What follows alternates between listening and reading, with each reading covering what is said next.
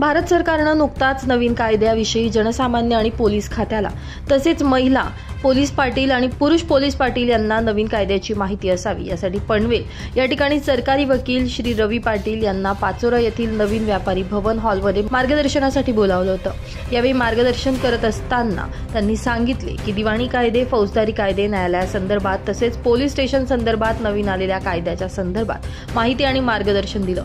कायद्याचं सर्वांनी तंतोतंत पालन केलं पाहिजे। कायदा हा सर्वांसाठी समान आहे, यामध्ये कोणीही मोठा आणि कोणीही छोटा असा कोणताही भेदभाव नसून कायद्याचा योग्य वापर केला तर कायदा सुद्धा चांगला आहे। यामुळे कायद्याचे कोणीही उल्लंघन न करता कायदा पाळला तर सर्वांसाठी योग्य न्याय मिळतो।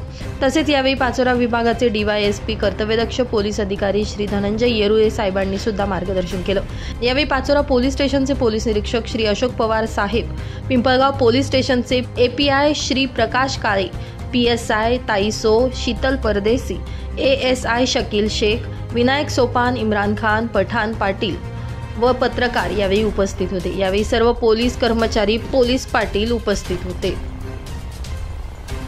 ब्युरो रिपोर्ट, माझा महाराष्ट्र न्यूज, धुळे।